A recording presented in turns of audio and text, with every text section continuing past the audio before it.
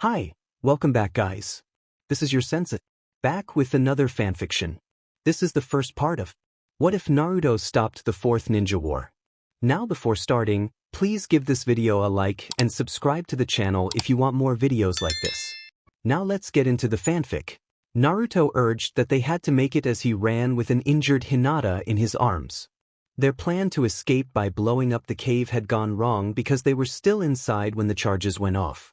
Naruto was low on chakra and he pushed himself to outrun the collapsing tunnel. He reached the cave mouth with Hinata, but there was no time to rest. A battle was still raging and he had to keep moving. Hinata told him to put her down and he obeyed. They prepared to counterattack, but the enemy unexpectedly fell back. Hinata asked what had happened. Naruto answered that Madara was planning something big and dangerous. They surveyed the area and found many fallen comrades, and then spotted a very injured Sasuke. Naruto called out to him in alarm. Sasuke, using the last of his strength, told Naruto he was glad Naruto had come and that he knew what to do. Hinata warned that he should not try anything in his condition, but Sasuke said he had little time and could only manage one last thing. Naruto protested, but Sasuke insisted that this was the only option and that Naruto would have a single chance to succeed.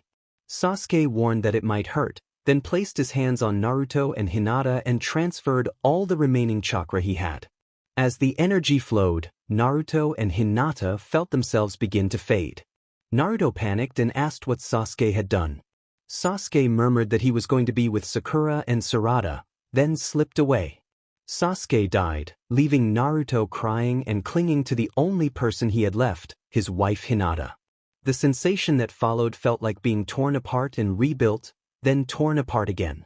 The couple writhed in intense pain, and Naruto held Hinata protectively because he could not bear that she suffer alone.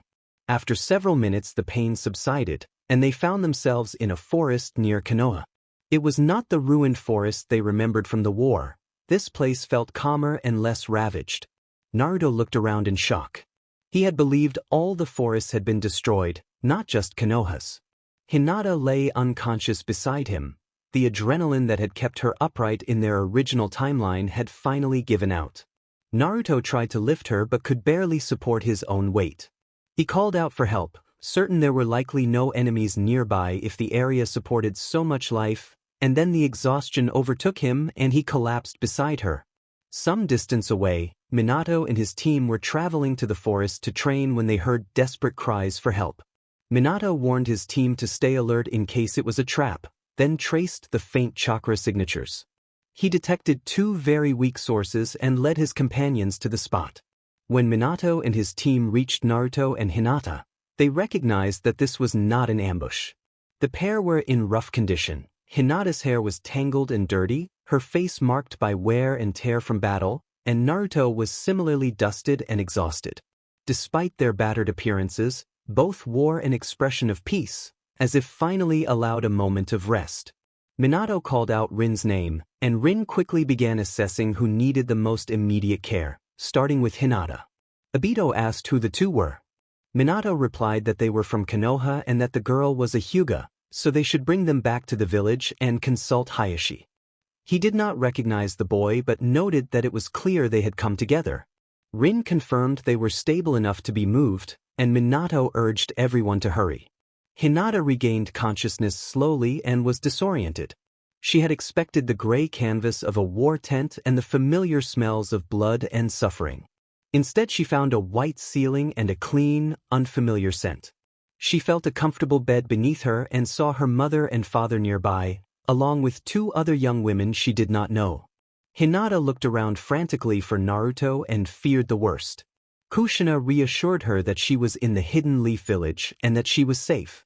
Kushina asked whether the boy Hinata had been with was Naruto and said he was in the next room with her husband. Hinata, stunned, asked if she was truly in Konoha, how it could be possible since the village had been destroyed at the start of the war, and whether she might be dead. Hinata thought she would know if she were dead. Hinata's mother gave her a kind smile and told her that Konoha was safe, that it had never been destroyed, and that Hinata was not dead. Hinata looked out the window and saw the Hokage mountain, now with only 3 faces. She realized Sasuke had done something incredible and remembered what he had sacrificed for them. Tears came harder than before. She told them she needed to see Naruto and tried to stand, but she fell over. Rin warned her that she should not try to walk and, with Kushina's help, lifted Hinata up. Hayashi asked several questions, noting that Hinata was obviously a Hyuga but unfamiliar, and that she bore a striking resemblance to his wife. Hinata answered that she would respond to everything, but pleaded to be taken to Naruto. Naruto woke with a start and searched for his wife, panicking when he could not find her. Minato explained calmly that Naruto was safe, that the girl he had been with was safe in the next room with his wife. Relief washed over Naruto for a moment, but then he questioned whether he was dead and worried about Hinata and the war. Minato reassured him that he was not dead and that he was in the village hidden in the leaves. Naruto remembered the story that pain had destroyed the village in the beginning of the war and protested, but Obito pointed to the window to show the village intact and the three-headed mountain. Naruto realized what Sasuke had done and whispered his thanks, becoming emotional at the thought. He asked to speak with Hinata. Hinata announced herself from the doorway, and Naruto ran to her. He embraced her tightly, expressing his relief and gratitude in a quiet, heartfelt way. Hinata, eyes filling with happy tears, asked if he had seen it. Naruto acknowledged what Sasuke had done, wiping away a few tears. Hinata placed a concerned hand on his cheek. Naruto reassured her that he was all right and that they had a chance to make things right. He gently pressed his lips to her hand in a tender, comforting gesture and carried her to his bed, telling her to rest and promising to explain everything later. Hinata nodded, and everyone in the room waited for Naruto to speak.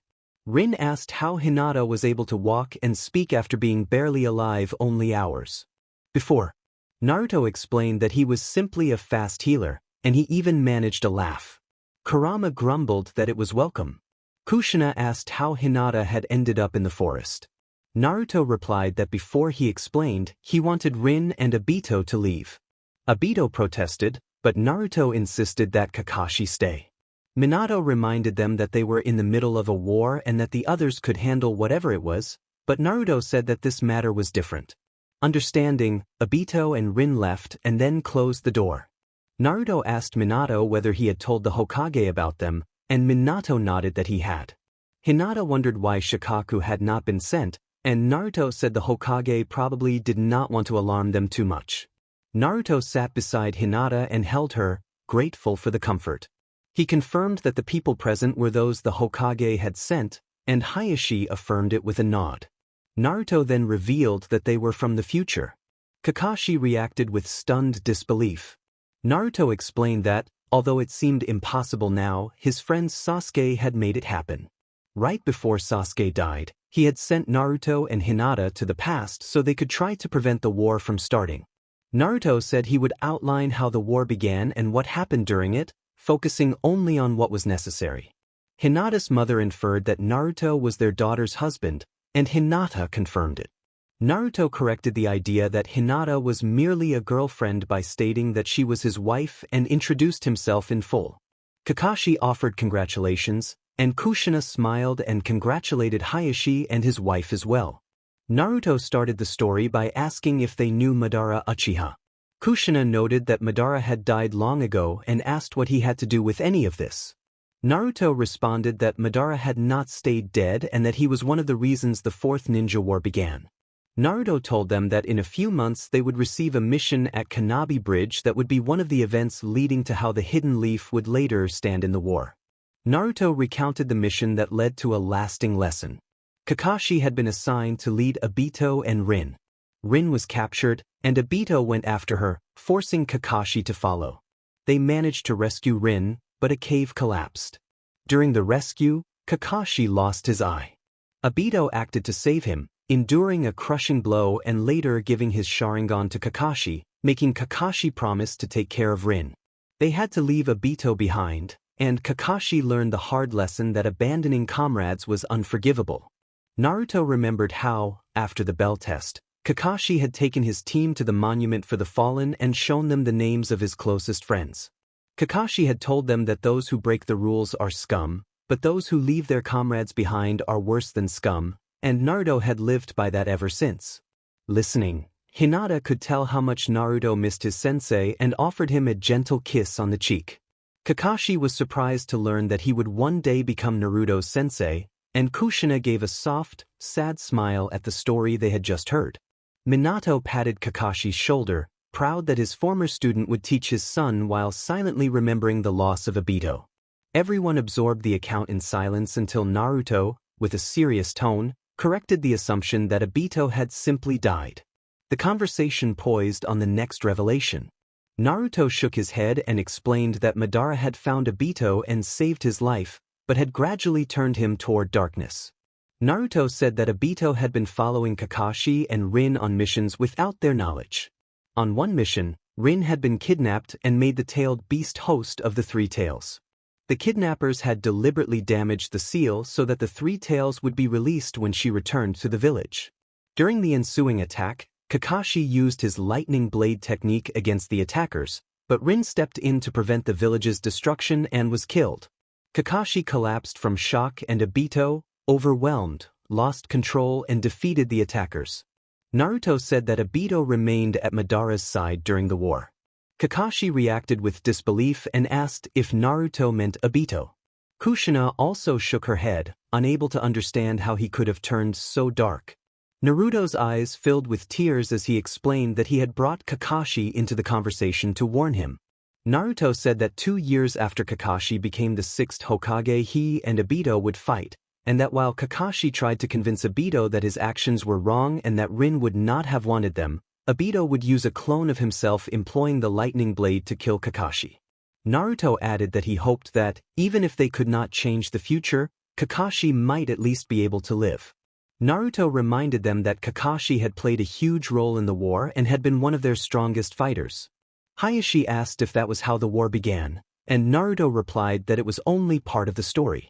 Naruto described how Obito had used a group called Dawn to collect tailed beasts. Naruto said their aim had been world peace, but their methods were wrong.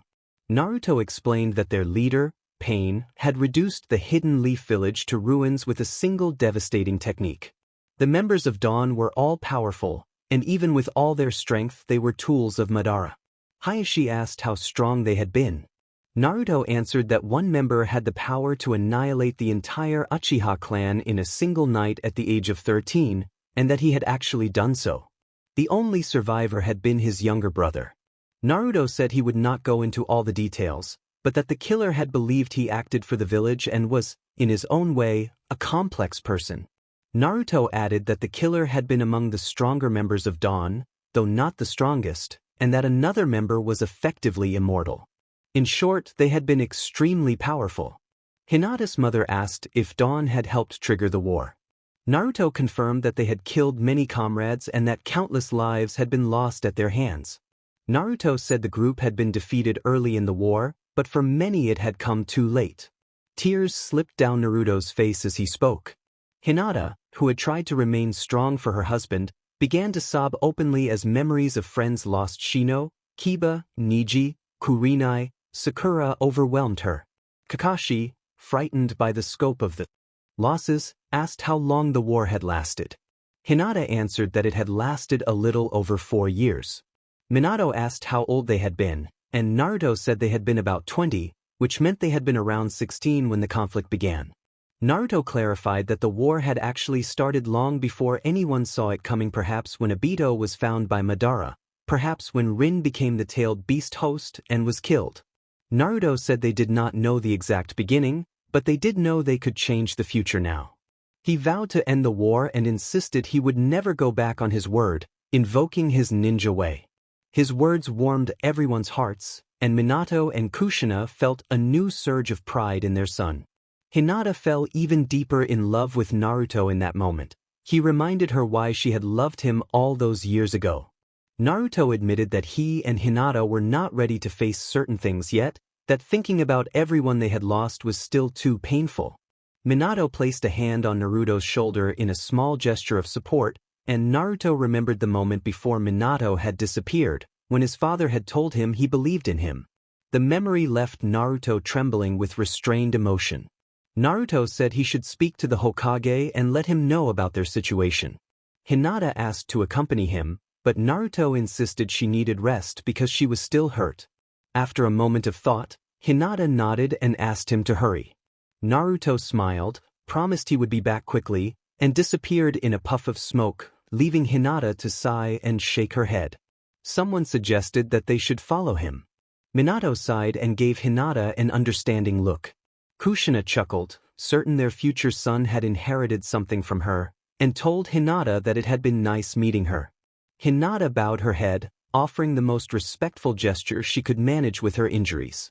Once they left the hospital, Kushina smiled and said she liked Hinata and that Naruto had done well.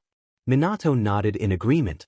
Naruto appeared in a puff of smoke in the Hokage's office and was quickly surrounded by Anbu. He raised his arms in a harmless gesture, though his smirk betrayed his composure. He laughed, noting that the scene brought back memories. Hiruzen did not look amused and asked if Naruto needed something. Naruto asked that the Anbu be removed because he had news that should remain between a select few. He added that he could place a silence barrier if required. Hiruzen eyed him with suspicion but relented and dismissed the Anbu. Naruto then set up the silencing jutsu. With the office quiet, Naruto introduced himself as Naruto Uzumaki Namikaze and explained that he was from the future. He said that the war in his time had been so devastating that his friend had sent him and his wife back to stop it from ever happening. Hiruzen stared at Naruto, unable to tell whether this was a mad story or a strange truth, and asked for proof. Naruto hesitated, and Kurama, speaking from within him, grumbled that he was proof enough. Naruto then brightened and indicated he did have proof. Hiruzen sighed and asked to see it. At that moment the door opened and Naruto greeted his mother, father, and Kakashi as they entered. Kushina scolded him playfully for not waiting, and Naruto apologized, noting that he had not known they were coming. Kushina's heart warmed at the familiar phrasing. Hiruzen told the others that Naruto had been about to show proof. Naruto, less energetic now, looked troubled. He knew what the proof would mean for his parents. Minato asked what was wrong. Naruto hesitated, then lifted his shirt and channeled a little chakra until the seal on his body appeared. He explained that the seal that kept the nine tails within him was actually on Kushina in this timeline. Kushina swallowed hard and managed a sad smile as she realized the implication. Naruto said he did not exist much in the future, and he spoke of how strong his mother had been. After giving birth and after the nine tails had been extracted from her, she had still managed to protect him from being killed by the beast. Naruto wished his parents could have been present in the future conflict, confident they would have helped and that he would have been able to meet them there. Hiruzen rubbed his head and said he needed an explanation. Naruto offered to tell what he had already told his parents but warned that the rest would require Inoichi's help. Hiruzen called for an Anbu to fetch Shikaku Nara and Inoichi Yamanaka. Later, Hiruzen instructed Inoichi to examine Naruto's memories. He explained that Naruto insisted some memories were important but that Naruto could not narrate them without falling apart. Hiruzen asked Inoichi to bring Shikaku, Minato, Kushina, and himself into the memory viewing, and Naruto requested that Kakashi be included as well. Inoichi cautioned that locating the exact memory might take time and that other memories could surface during the process. Naruto hesitated briefly before agreeing. He did not want his mother to learn when she died, and he preferred that Minato not discover his fate either. The hesitation alarmed his parents, who exchanged a concerned look. Inoichi performed the mind transfer technique, and everyone's consciousness was drawn into Naruto's mind. Instantaneously, a memory unfolded. In that memory, a younger Naruto sat on a counter in his apartment while an older third Hokage handed him a small amount of money as his monthly allowance. The younger Naruto asked about his parents, what they had been like, and what their names were, making it clear he was curious about them beyond how they died. Minato balked at the idea of parents in the plural, and Kushina reacted with surprise. Naruto explained that when he was born, someone had attacked him. When Minato had saved him, he and Kushina had been separated. In that moment Minato had extracted the nine tails from Kushina and, in the chaos, the beast had been used to strike back at the village. While the nine tails caused havoc, Kushina had helped Minato to slow it down. Minato had sealed the nine tails into Naruto, but the beast had reacted and attacked. Kushina and Minato had intervened to protect their son. Kushina frowned at the revelation that Naruto had been an orphan from birth and had never known them. The scene ended with the question of why Naruto had not been placed in an orphanage. Minato asked if it looked like Naruto was living alone. Naruto answered that he had been kicked out of the orphanage when he was 4 or 5. Inoichi asked why no one had taken him in. Naruto explained that every one of his parents' friends already had a child and did not want another responsibility, especially because he had been labeled the demon brat, and families were protecting their own. He added that he still had people who cared for him, the old man third, Irika, Tuchi and Ayam, and later Kakashi, Sasuke, Sakura, Jiraiya, and Tsunade. Nobody missed the fact that Naruto said had instead of have.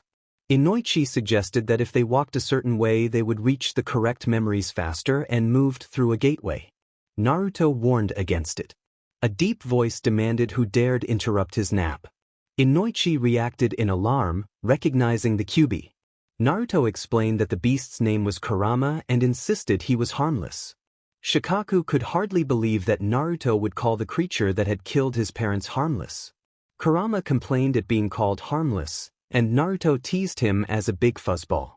Kurama threatened to tear him apart, and Naruto dismissed the drama. Kurama grumbled that Naruto's antics could have caused trouble. Naruto observed that Kurama had already frightened people. Hiruzen looked pale, Shikaku wore a bewildered expression, Inoichi looked terrified, and Minato stared blankly, not fully processing what was happening. Kushina angrily demanded when the Kyuubi had become so friendly, since Kushina had only ever faced insults from the beast. Naruto explained that Kurama had once been full of hate and anger. Kurama grumbled a warning to watch his words, but Naruto affirmed the truth of his explanation. Kurama then asked what they were doing there, changing the subject. Naruto said they needed to see details about the war, and the warmth and playfulness left his eyes. Kurama shook his head, transformed into a smaller fox form, and went to Naruto. The next memory showed Naruto wandering the village hungry and out of money. He looked longingly at Ichiraku's ramen, and Tuchi noticed and allowed him to eat for free. They continued watching small moments from Naruto's life, Naruto saving Hinata from bullies, the confrontation with Orochimaru during the Chunin exams, Hinata and Niji's duel, Naruto facing Niji, Naruto and Gaara's battle, Naruto vs Sasuke, Sasuke's return to Konoha, Pain's assault on Konoha and the resulting widespread destruction, Hinata stepping in to defend Naruto during that attack and confessing her feelings, Sakura tending to Hinata, Naruto meeting his father, who reacted with surprise and a punch, Naruto meeting his mother, who responded warmly and joked about the encounter. These scenes led up to the turning point of the war. Madara and Obito performed rapid hand seals and then unleashed concentrated energy beams that overwhelmed the Shinobi Alliance and caused massive casualties. Among those lost were Hayashi, Hanabi, Sakura and her unborn child, Tsunade, who passed the title of Hokage to Kakashi moments before her death, Tenten, Shikamaru, Rock Lee, Kurenai, and many other brave shinobi. Memory Naruto walked toward the camp with a grim expression. As the few survivors noticed them returning, they moved closer, either to welcome them back, to count losses, or to check whether their loved ones had survived. Memory Hinata burst into tears of joy and relief and hugged Memory Naruto. Memory Naruto gripped Memory Hinata tightly as if she were his lifeline and repeatedly apologized. Memory Hinata, afraid of the answer, asked why he was sorry and searched for her father and Hanabi. When she could not find them, she swallowed hard and cried out in sorrow. Memory Naruto explained that Madara had a secret weapon and that it had devastated them, that he had never anticipated a jutsu like that. Hinata mourned as the truth sank in. Naruto admitted that Konohamaru had attacked Obito in a fit of anger and had been gone in an instant, and he accused himself of being useless. Kurama, noticing Naruto blaming himself, said that it was not his fault and that he had not known Madara's plan. Naruto insisted that Konohamaru had been like a little brother to him and that he had failed to protect Hinata's family. Kurama began to reassure him and then urged him to focus. It had been Madara and Obito who caused the losses, and Naruto still had a chance to save people now. Kurama told him not to let his guilt prevent him from saving everyone. Those around them were unsure how to respond. They felt like intruders on a private grief and looked away, unsure how to comfort him. The next memory showed Kakashi fighting Obito. The fight revealed that Memory Obito had been using a genjutsu that caused Memory Kakashi to hesitate. That hesitation gave Memory Obito the opening he needed to turn Kakashi's own technique against him and strike a fatal blow. Memory Obito reflected that it was fitting for Kakashi to fall by the same jutsu he had used against another, then retreated, likely to regroup with Madara. Memory Kakashi, with his strength fading, apologized for failing Naruto and asked him to tell Sasuke he was sorry and to let Sakura know how well they were doing.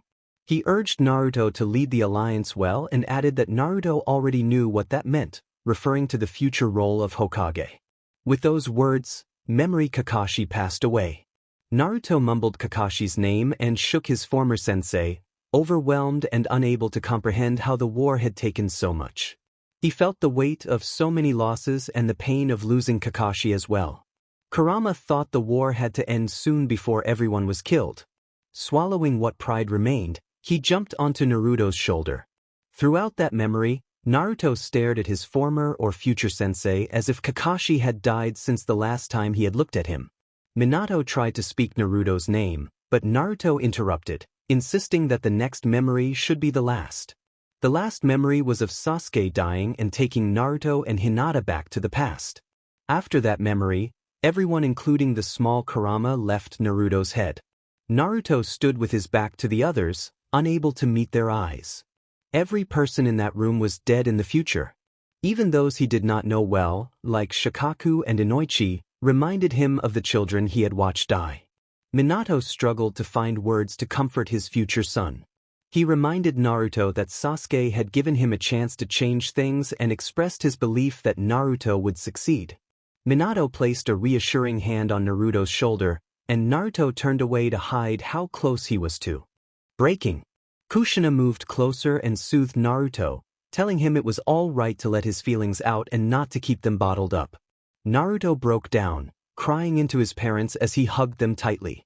He told them that he had always wanted both of his parents with him, caring for him, and that he had felt their love even before meeting them. After he had become friends with Kurama, he could truly feel that love. Inoichi pretended he had something in his eyes to lighten the mood. Shikaku joined in, wiping at his face in a similar joke, and Hiruzen added that someone should check the room, playing along. Kushina protested that they were having a family moment.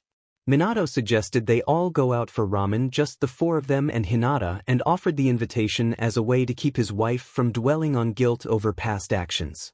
Naruto brightened at the idea of ramen, and Kushina smiled at the plan to fetch Hinata. At Hinata's home, her mother welcomed them with a smile while Hayashi looked pale and murmured that he felt too young for the excitement. Naruto greeted them as he entered. Hinata told her parents she would be leaving the hospital earlier than expected, offering that as the reason for the excitement, though it was not the whole truth. Minato and Kushina exchanged a suspicious glance, but Kushina explained they were simply planning a family dinner and invited Hinata's family to join. Hinata's mother declined politely, saying she needed to care for Hayashi, whose illness had surprised the family. Naruto already knew Hinata would be hungry and asked her, leading them to the ramen shop. The war had made food scarce. During the past weeks, many people had eaten only a few small, hard, barely edible portions. Sometimes starvation claimed lives because there simply was not enough to go around. At the shop, Naruto and Hinata devoured bowl after bowl and asked for more. Their appetites were a blunt reminder of the hunger they had endured.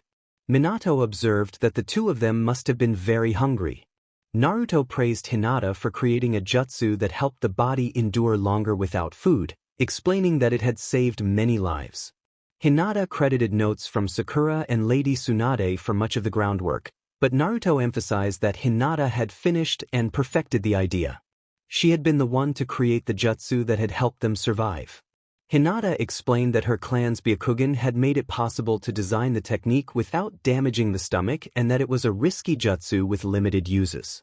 Kushina and Minato praised Hinata for her achievement, and Naruto sighed with loving admiration.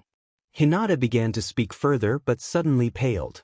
Hinata excused herself and ran out of Ichiraku's to vomit up her dinner. Kushina gasped as she realized what was happening and could not stop grinning. Minato quietly realized as well. Naruto, confused and worried about his wife, followed her to offer comfort. Minato and Kushina exchanged amused looks, though Hayashi and the others felt a little awkward and thought the situation was unusual. Naruto worried that Hinata might be sick and asked if she was all right. Hinata assured him that she was fine and that it had only been a little vomiting, finding his concern both touching and a bit irritating. Naruto joked that the poor cat might disagree, and Hinata only frowned. Kurama, speaking in Naruto's head, thought Naruto was being oblivious. Naruto wondered aloud in his mind what Kurama meant. Kurama pointed out that Hinata had been having mood swings, pains, and episodes of vomiting around certain smells she had been fine with before. Naruto asked if that was normal for girls. Kurama grumbled that Hinata would probably tell him the truth the next day. Naruto muttered that Kurama was no help. Hinata asked what Kurama needed. Naruto explained that Kurama had implied there was something Hinata needed to tell him but had not said what it was. Hinata stammered that she would tell him tomorrow, and Naruto pouted. The couple returned to the Uzumaki house and collapsed onto the soft bed. For once they slept without being haunted by images of the fallen. They had a dreamless, restful sleep, exactly what they needed. Sunlight woke Naruto and Hinata. They groaned as they opened their eyes, momentarily alarmed by unfamiliar surroundings before remembering where they were and nearly crying tears of joy despite their tiredness. Naruto joked that he should remember to buy curtains. Hinata set the coffee while Naruto showered. She began making breakfast and Naruto watched her. Naruto asked if her shirt was new, and Kurama teased that it was about time he noticed. Hinata turned so he could read the words on the pink shirt, "World's Best Mommy," with the word mommy in glitter. Naruto froze as the realization hit him that Hinata was PRDNT. He told her he loved the shirt and gave her a brief, affectionate kiss. Hinata said she had gotten him one as well and pointed to the couch. Naruto, playful and startled, asked if that made him a mommy too, and Hinata laughed and called him a dork. Naruto put on the blue shirt that read "World's Best Daddy" and grinned goofily as he returned to the kitchen. He then grew anxious about how things would work if the baby were born here in the past. Hinata gently asked how he knew the baby was a boy, and Naruto, half joking and half serious, replied that he was the father. Hinata smiled and reminded him she was the mother. Naruto worried aloud about whether their son would remain in this time or be older than them, and Hinata reassured him that their child was part of their timeline, conceived in their era and having traveled back with them, and that everything would work out. She gave him a light kiss and went back to cooking. Naruto sighed in awe that he was in love with her. A knock came at the door. Naruto opened it to find Hinata's parents, his own parents, and Minato's former team assembled, with Kakashi looking as if he had been persuaded to attend. Kushina wrapped Naruto in a warm hug and wished him a happy birthday, and Minato smiled at his son. Hayashi and Kakashi offered quiet birthday wishes, and Hinata's friends Rin, and Obito shouted their excitement. Hinata finished breakfast, kissed Naruto's cheek, took his hand, and wished him a happy birthday. Naruto acknowledged that Hinata had arranged the gathering and felt deeply grateful. It was the birthday he had always wanted, shared with family and friends, without war and the hostility of drunken villagers. He recalled one incident when a very drunk villager had caused trouble, but Kakashi had intervened and Hiruzen had handled it. Obito burst in announcing that the cake had arrived, with Kakashi carrying it inside after having been elected to supervise Obito's enthusiastic purchase. Hinata's mother said they had to leave for a clan meeting. She hugged her daughter and son-in-law and departed with Hayashi. Once they left, everyone settled and talked. Naruto and Hinata shared light stories from before the war, like the time Sasuke left the village and a search for a tracking bug went awry because Naruto had accidentally ruined it. Minato and Kushina reminisced about when they first got together and about Minato's team meeting each other for the first time. Minato then grew thoughtful and, careful not to dampen the mood, asked when the Canopy Bridge mission would take place. Naruto replied that he did not know the exact date but that it would be shortly after Kakashi's promotion to Jounin. Naruto proposed that the best plan was to have Minato repeat what he had done in Naruto's original timeline while Naruto led the three of them. Naruto believed he could protect Rin from being kidnapped, and that might save Obito from Madara. Kakashi reacted with shock, noting that the events had happened only 3 days ago and that the mission was imminent. Obito breathed in relief at the possibility that Rin might be saved. Naruto cautioned that having him there did not guarantee Rin's survival, only that it increased her chances. He added that he would likely have to accompany them on the mission. Hinata then asked where she would be in all this. Naruto said she would stay with his mother and her parents and insisted he would not let her go on a dangerous mission because their unborn child had already been through enough. She needed rest and good care. Hinata agreed and smiled, and Minato and Kushina watched proudly as their son, still new to the knowledge, displayed fierce protectiveness. Kushina admonished them to be careful and warned that she would not forgive anyone who did not return. Naruto promised they had come to fix things and would make it right. Hinata expressed doubt that Naruto alone could do it, and Naruto responded that they were a team and he could not do it without her, then kissed her cheek. Rin said goodbye, and Obito vowed that they would all be back. Kushina insisted they had better return, then hugged them all. Hinata reminded them to stay safe as they waved and departed. The newly formed team set off to save the future, each hoping their actions would change what was to come. Naruto explained that as a sensory type he should be able to detect the ninja who had taken them in the previous timeline, but he acknowledged that someone could conceal their chakra. To compensate, he planned to summon a creature that could track scent in case he could not sense the enemy. Minato asked whether Naruto had an animal contract. Naruto answered that he was contracted to the toads but doubted their usefulness for tracking people. He allowed that Gamatsu could find food but was unlikely to track a person. Then Naruto remembered that he had carried Kakashi-sensei's summoning scroll ever since Kakashi's death and searched among his scrolls until he found it. Naruto summoned Paku. The toad arrived in a ready-to-attack stance and froze when he saw Minato, Kakashi, Rin, and Obito. Paku scolded Naruto for what he had done. Naruto explained that Sasuke had somehow sent Hinata and him back in time. Paku asked where Hinata was. Naruto said she remained in Konoha, PRGNT with their child, and that he could not let her go on a dangerous mission. Minato reacted with delighted surprise at the prospect of becoming a grandfather. Paku expressed disgust at the sentimentality, while Obito defended Naruto's concern as sweet, and Rin smiled. Paku then reminded them that they had a mission to complete, and the group moved out. After walking for a while they reached a point where they would split up. Minato told them this was the place to part ways and ordered them to return alive, with a pointed look at Naruto and Obito. Naruto reassured his father that they would all come back alive. Obito commented that Minato's words felt directed at him. Minato took a deep breath, nodded to the others, and gave the order to disperse. The team melted into the trees and separated. Naruto ordered everyone to stay alert, and they acknowledged him. As they approached Canopy Bridge, Paku detected someone following them and Naruto sensed the presence as well. Their pursuers had been somewhat sloppy in suppressing chakra, though they had been effective enough to deceive Kakashi, Rin, and Obito at first. More people began to trail them at a greater distance, harder to detect but still noticeable to Naruto. He felt a slight flare of chakra that indicated the use of a jutsu, then another flare. Paku shook his head in response. One of the jutsu had been used to hide scent, and the other was not a genjutsu.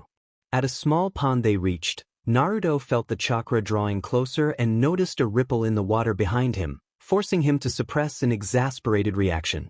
He was grateful the opponent had been careless, but the sloppiness still made him cringe. Naruto turned and threw a throwing knife at the spot where the ripple and energy signature had been. He could not see anyone, but he saw his knife frozen in midair. Half a second later the technique holding the illusion broke and the attacker became visible. Obito asked in awe how Naruto had known the enemy was there. Naruto sensed other energy signatures closing in. Throwing stars burst from the trees, aimed straight at the team. Naruto performed a water technique that sent a column of water up to catch the projectiles and then redirected them toward the attackers. Most of the opponents were neutralized by the counterattack, though a few managed to escape. One of the survivors turned invisible and made a surprise strike against Naruto. Naruto's eyes widened. He clutched his chest and then collapsed, lying very still. Rin gasped Naruto's name in alarm. The attacker taunted them, asking what they would do now that their supposed savior appeared to be gone. More comrades closed in, surrounding the team. One lunged toward Rin, but Obito intercepted and incapacitated him with a quick strike. Obito warned the remaining opponents not to touch her, and in the same motion revealed his newly awakened special eye technique. Kakashi stared at him in shock. Obito, Rin, and Kakashi quickly subdued the rest of the attackers. Obito sighed, wondering what they would tell Minato and Kushina. Rin, fighting to keep her composure so she would not break the rules, asked about Hinata as well. A voice from the shadows suggested they could start by describing how they had seriously beaten the attackers. Naruto's apparently motionless body vanished in a small puff of light. The team turned toward the voice and saw Naruto very much alive. Rin smiled at the sight. Obito demanded angrily why Naruto had faked his death when he could have defeated them outright. Naruto explained that the ruse had pushed Obito to unlock his special eye technique and had given Naruto a better read on everyone's skills. Obito said that he simply had not wanted Rin to suffer the same fate she had in his original timeline, which made Rin blush. Naruto laughed that they all looked impressive, even Kakashi. Kakashi reminded them that they should be heading to Canopy Bridge for their mission. Naruto began to reply but was cut off by the whine of a throwing knife.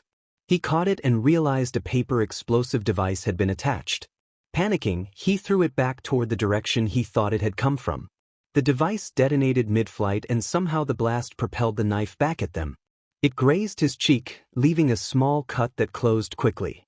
The fox spirit teased Naruto about the timing. Naruto rolled his eyes at the sarcasm.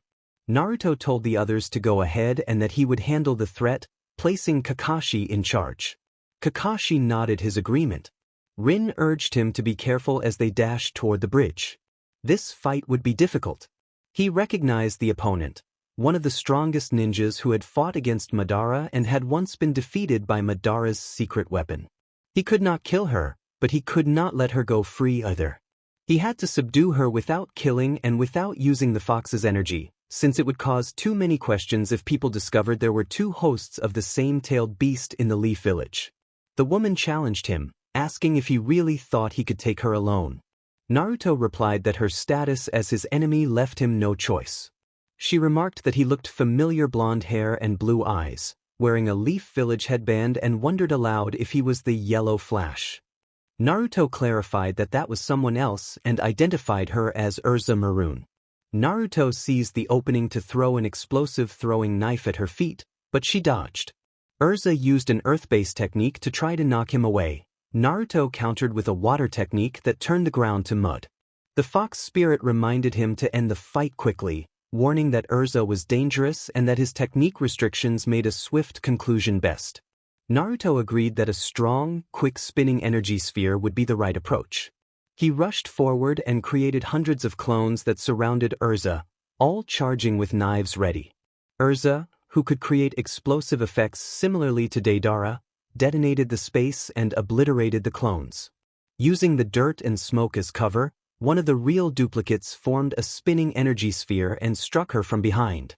The impact sent her skidding toward Naruto, who struck her with a series of blows to make it appear he had intended to kill her while actually holding back. Urza proved to be a resilient opponent. Though she had been knocked out briefly, she had left traps.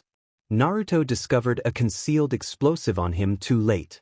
He could not get it far enough before it detonated. The blast threw him onto another ready device, which detonated on contact and sent him crashing into a tree. The collision knocked him unconscious. Minato had rendezvoused with Kakashi, Rin, and Obito at the bridge and was hurrying toward Naruto's energy signature when a loud explosion flashed ahead. They rushed to the scene and found Naruto battered and trying to rise, clearly in severe pain and unable to stand properly. Obito called out in concern. Rin ran forward and accelerated his recovery with her healing abilities, though she could only hasten the natural mend so much. Minato asked what had happened as he and Kakashi supported Naruto. Naruto explained that Urza Maroon could create and conceal explosives very quickly. In the era he had known her, the process had been nearly instant, but here it took her about 3 minutes. He had tried to end the encounter quickly by striking her with a spinning energy sphere and making his attack look lethal, but the many restrictions on his techniques had complicated things. Naruto explained in pain that he couldn't use any of Kurama's chakra, and he couldn't use any future jutsus. Kakashi scolded that if Naruto had killed her it would not have mattered and asked why he had left her alive in the middle of a war. Naruto replied that in the future she had saved his and Hinata's lives on multiple occasions and had been one of their most powerful allies, so he had been glad to have her on their side but now regretted being on her bad side. Rin tried to brighten the mood by saying the mission had been a success and they could go home. At the mention of home both Minato and Naruto paled considerably. Naruto cried that Hinata would kill him. Minato said that Kushina would be furious with both of them. Kakashi shuddered and muttered that he was never getting married. Minato suggested they rest a little, and Naruto agreed. Minato and Kakashi set Naruto down by a tree so he could lean on it. The rest of the group sat and rested while remaining alert for enemies. Naruto apologized for slowing them down and said they could already be back at Konoha if not for him. Minato reassured him that no one blamed him. He had been stuck between a rock and a hard place but had escaped with his life. Minato pointed out that Erza was no easy foe and that few people would have survived facing her. Obito added that Naruto had stopped him from being crushed and taken by Madara, and Rin noted that Kakashi had not lost his eye. Minato smiled and listed those as many positives, and Naruto smiled gratefully at Team Minato. Rin offered water to everyone. Minato said they should set up camp to restore their energy and sleep, and he would take the first watch. Hinata was worried sick. They had been due back from their mission 3 days ago, and her husband and the others still had not returned. She could hardly sleep and was starting to run out of things to clean. A knock at the door revealed Kushina. Kushina greeted Hinata and suggested they get something to eat, insisting it was her treat. Kushina told Hinata that worrying would not help and that they should enjoy the meal and get to know each other better, because Kushina wanted to learn more about the girl her future son had fallen in love with. Hinata blushed and asked if Kushina wanted to know anything specific. Kushina told her she could use her name and then asked how Hinata had met Naruto, partly to hear the story and partly to learn about Hinata from how she told it. Hinata smiled as she remembered. She explained that before the academy she had been bullied because of her eyes, she had not yet been able to use the Byakugan, and people had disliked her for how she looked. One winter day Naruto had seen the bullying and stood up for her. It had been 3 against 1 and it had looked like Naruto would lose, but he protected her anyway. Hinata said she had been shocked because she had been taught to stay away from him, but when she saw him defend her she realized everyone had been wrong. Naruto was not bad or mean, he was kind and protective. She had been too shy to say anything while he was getting beaten, and when it was over one of her guards had found her and told her to stay away from Naruto. Hinata said that although he had lost the fight, he had won her love, and as she grew older and understood her feelings she had never let go. Kushina felt sorry that Naruto had been clueless about love and said so, expressing sympathy for Hinata. Hinata smiled and said it had all been worth it. She was married to Naruto, and they were expecting a child who would live in a peaceful world once they fixed the mess of the war. Kushina said she was proud of Naruto for finding a wonderful wife and hugged Hinata. A toad appeared and informed them that they were needed at the hospital right away. Both women exchanged wide-eyed looks and ran to the hospital, where they found Minato waiting outside looking worn and worried. Kushina wrapped him in a huge hug.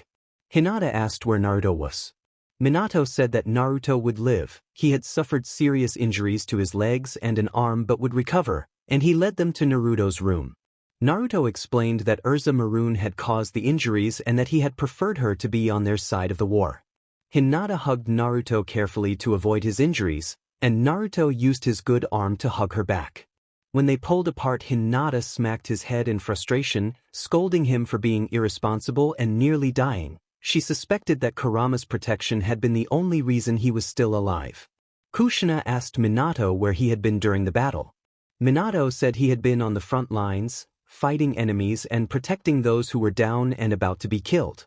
Kushina glared at him, but Rin tried to ease the tension by reminding everyone that the important thing was that they had all made it back alive. Kushina asked where the boys were, and Rin said they were outside too terrified to come in. Naruto and Hinata woke up to birds singing and a gorgeous day, though Hinata did not feel well. She ran to the bathroom and became nauseous, and Naruto, woken by the sound, held her hair back while she was ill. Hinata flushed the toilet and with Naruto's help, washed her face at the sink. Hinata apologized for waking him. Naruto told her that she had nothing to apologize for because she was carrying their child, and he kissed the top of her head. Naruto offered to make breakfast but stopped when he realized Hinata felt too sick for it. Naruto laughed as they walked down the stairs to the dining room, saying that they both knew how that had ended up. The table was laid with all of Hinata's favorites and her odd cravings. Everything had obviously been bought. Hinata pressed a brief kiss to his cheek and thanked him. Naruto wished her a happy birthday and hinted that she did not need to thank him for what he had planned, mentioning that he had a surprise for her that night. Hinata asked for a hint, and Naruto only smirked and said she would love it. Hinata smiled and told him she loved everything he did, then added, with a soft laugh, that she was PRGNT and they could not possibly eat all the food on the table. Naruto replied that not all of it was for them. A knock sounded at the door. Naruto and Hinata opened it to find Hinata's mother and Hayashi arriving to wish Hinata a happy birthday. Hinata welcomed them with a smile and a hug. Hinata's mother explained that Kushina, Minato, and the others would be a little late because they were waiting on Obito. Hinata smiled gratefully at Naruto and thanked her parents for coming. Hinata's mother told them they would not miss their future daughter's birthday. Another knock came, and Obito barged in shouting happy birthday. Kushina, Minato, Rin, and Kakashi followed with cheerful apologies and playful scolding after Obito's loud entrance. Naruto and Hinata greeted them and said they were just about to sit down to eat. Obito boasted that they were not late, and Kakashi rolled his eye and told him to be quiet and eat while Obito glared. Hinata's mother said she felt bad for not getting a gift and asked if there was anything Hinata wanted. Hinata mentioned that she had been meaning to go shopping for the baby. Kushina suggested turning it into a competition, boys versus girls shopping for baby things while Naruto and Hinata stayed home. Hinata tried to refuse, worried about the expense, but Hinata's mother assured her they were happy to do it. Hayashi noted that money was not a problem for a clan head, and Minato added that their recent mission had paid well. Obito laughed and pushed for the competition, and Hinata agreed but asked them not to spend too much. While everyone left to shop, Naruto set up several jutsu for privacy and prepared the house for his surprise. Hinata waited in the living room as he finished. When he was ready, Naruto sent a clone to guide her and the clone signaled her to follow a path. When Hinata left the living room, she found a trail of petals from her favorite flower lined with lit candles that filled the air with a gentle fragrance. The trail led up the stairs to their bedroom, where more candles scented the room. The petals formed a heart on the bed, and Naruto knelt in the center holding a small box. Inside was a silver ring with a gem whose swirls matched the colors of their birthstones. Naruto explained that during the war, when he first proposed, there had been nothing left to give. He had promised her that after the war he would get her a ring and give her the wedding she always deserved. He said that once they returned to their time and won the war, he wanted to remarry her properly so everyone Hanabi, Kanomaru, Irika, Kakashi, and all their friends could be there and her father could walk her down the aisle. He asked Hinata if she would remarry him once the war was over. Hinata smiled through happy tears and answered that she would. A few squeals behind the bedroom door betrayed the gathering in the hallway. Naruto flushed and asked how much they had heard. Hinata's mother stepped into the room and said they had heard everything, followed by the others who had gone shopping. Naruto felt embarrassed.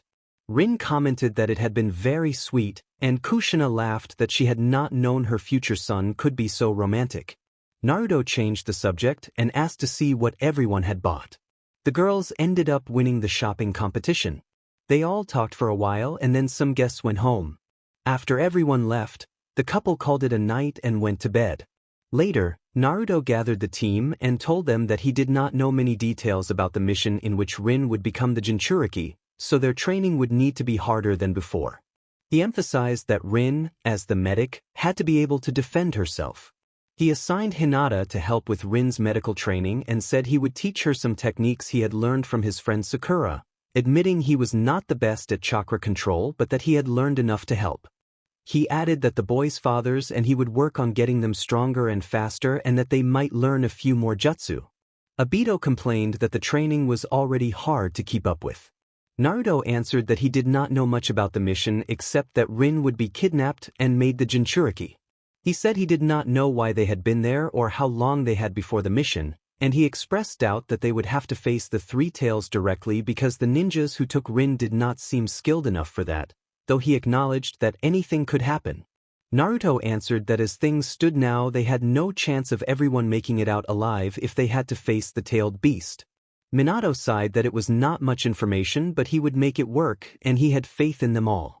Obito shouted that they would get it done, and Kakashi asked him to be quiet because he was yelling in his ear. Minato and Naruto exchanged a look and sighed. Rin slumped her shoulders. Naruto warned them to meet at 7 in the morning for training and told Obito that if he was late he would personally come and get him. Obito laughed nervously and promised to be there. The next morning, Kakashi grumbled that Obito was late again. Everyone else was at the meeting spot. Naruto decided to send Gamakichi after him. He had grown used to waiting on people because of a perpetually late sensei, but the longer he stayed in the past the more nervous he became. Naruto was going to be a father in a few months and feared he would not be able to stop Madara. If he failed, his child would face that awful future. He could not risk it. Obito announced his arrival and Kakashi told him he was late. Rin tried to calm the situation by pointing out that he was early for his usual schedule. Naruto asked if they could make clones and Kakashi confirmed they could. Naruto instructed Rin to create 2 clones while the others made 1 each. When they followed his orders, Naruto created a clone that moved far from the original. The clones dispersed, and after a minute Naruto's clone vanished. He told the others to do the same. Kakashi reacted in disbelief when the others teased him about his future. Obito and Rin mocked him lightly, and Kakashi fretted over what his future self might be doing. Minato asked what had been said, and Naruto admitted that he had joked Kakashi would develop an embarrassing obsession with an old personal book in the future. Minato blinked in surprise, and Hinata defended Kakashi, insisting he was not consumed by such a thing. Naruto described how Kakashi often read that notorious book and rarely put it down, even during tests, and speculated that it might explain why Kakashi was frequently late. Hinata apologized to Kakashi for trying to help. Naruto then explained why they were using shadow clones. He described how a person remembers everything a clone experiences, so sending clones to train allows one to retain the experience and accelerate learning, especially useful when pressed for time. Minato expressed surprise that Naruto knew so much, and Naruto credited Kakashi with teaching him the technique and helping him learn a new jutsu on a tight schedule. Minato remarked that Kakashi had turned out to be a great sensei, and Naruto agreed, smiling at memories of his genin days, even though he was technically still a genin. Obito interrupted Naruto's memories and urged them to begin training. The 3 youngsters created shadow clones and separated to train. Naruto smirked at how the student had become the sensei. They finished training a little before dark after breaks and a meal.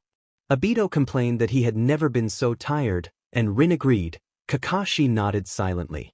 As they walked back to Konoha, talking and complaining, a baby's cry made them all go immediately still. Minato moved to the front while Naruto stepped protectively in front of Hinata. Minato demanded that whoever was there come out, and the group checked the area for any other presences. They sensed 2 chakra signatures near where they expected the baby to be. A familiar feminine voice called Naruto's name, a voice both Naruto and Hinata recognized and had thought lost. Naruto and Hinata froze, tears welling as they struggled to accept what they were hearing, suspecting an illusion. Minato asked who was with them, and a male voice answered that it was just them and Minato-sensei. 2 figures emerged from the shadows as the sun set, and tears began to fall from Naruto and Hinata. Naruto demanded to know who they were, accusing whoever was responsible of a cruel trick, uncertain whether this was a genjutsu or something more real. The girl explained that Sasuke had sent them back in time to help Naruto, and that Sasuke had stayed behind with the promise of returning once the war was over and their situation had been fixed. She said Sasuke had explained he could not travel to a future he had not experienced. If he had come with them, they would all be stuck in that time. The man said that with Sasuke's final moments he had sent the couple to the past, and then Sasuke had died. Naruto insisted that Kakashi-sensei and Sakura could not possibly have been sent to the past even if they were alive, and demanded to know who the other person actually was. Even though he knew the figures were illusions, it still hurt to see his dead friend and sensei, and the image of the child Sakura might have had if she had not been taken lingered painfully. Kakashi reminded Naruto of the day they met, how Naruto had drunk spoiled milk that had given him stomach trouble all day, and suggested that such a small personal detail would be unlikely knowledge for someone capable of casting a genjutsu like this. Sakura explained that they had come to help fix the timeline and that, although the war remained terrible and many had been lost, their actions had made things better. They were doing what they were meant to do and succeeding. Naruto reacted with overwhelming joy and disbelief at the sight of them alive. He twirled his wife Hinata around and hugged both Sakura and Kakashi. Hinata joined the embrace, leaving the rest of the group uncertain. Kakashi glared at his older self. Kakashi asked Naruto what he had told the other version of himself. Kakashi erupted in anger, demanding to know what could have happened in Naruto's life that might lead him to read adult material in the future. Kakashi defended himself, saying Naruto clearly had not read Jiraiya-sensei's works meant for adults and lamenting how that series had been lost in the war. They continued to talk and banter, but Naruto could no longer hear them. He felt pulled away and found himself back in the war. He watched Madara and Obito perform hand signs and then looked up as a small purple sphere rose into the sky. After a pause, it released powerful beams that swept across the battlefield like relentless light. Naruto watched in horror as comrades were struck and fell. Tsunade was hit while trying to protect others and collapsed. Sakura was struck and dropped to the ground. Sasuke ran to her side, knowing there was nothing he could do. Naruto remembered Sakura declaring that she was PRDNT and not helpless, insisting she would go despite the danger. Hanabi was struck and fell, and Naruto felt the image of her life fade, a painful reminder of Hinata that would haunt him. Hayashi rushed to Hanabi but was also struck. His eyes conveyed a final meaning that Naruto understood as a plea to take care of Hinata. Naruto vowed to look after Hinata and the family. Shikamaru collapsed and apologized to Temari before he was taken. The quiet exchange between comrades became a small comfort even in those final moments. Tenten and Lee exchanged smiles as they lay wounded, finding solace in each other's presence. They spoke of friends they hoped were watching over Niji's daughter, believing their teachers would care for her in the years to come. Kurenai fell as well, leaving behind a daughter who would now grow up without her mother. Naruto watched his friends fall and felt the weight of knowing he would have to tell families that their loved ones were gone. Kakashi ordered a retreat, announcing that they had lost the fight. Kanomaru, driven by grief and anger, charged at Obito and Madara despite being too young for this war. Naruto ran after him but could not reach him in time. Obito had already struck him down. Kakashi placed a steady hand on Naruto's shoulder and told him they had to withdraw. The battle was over and there was nothing more they could do. Naruto screamed that they would pay for it, then retreated with the remaining survivors, tears in his eyes. Naruto woke gasping, drenched in sweat and tears, and reminded himself that it had all been a dream. Kakashi and Sakura were still gone. Many were still gone. He looked at Hinata, the only person by his side, and gave her a soft, sorrowful smile. He held her close until he calmed. The thought of losing her left him feeling hollow and unable to imagine life without her. Hinata gently poked Naruto awake. He mumbled that he wanted 5 more minutes and buried his face in the pillow. Hinata lifted the pillow and reminded him they would be late and that she had already let him sleep as much as possible.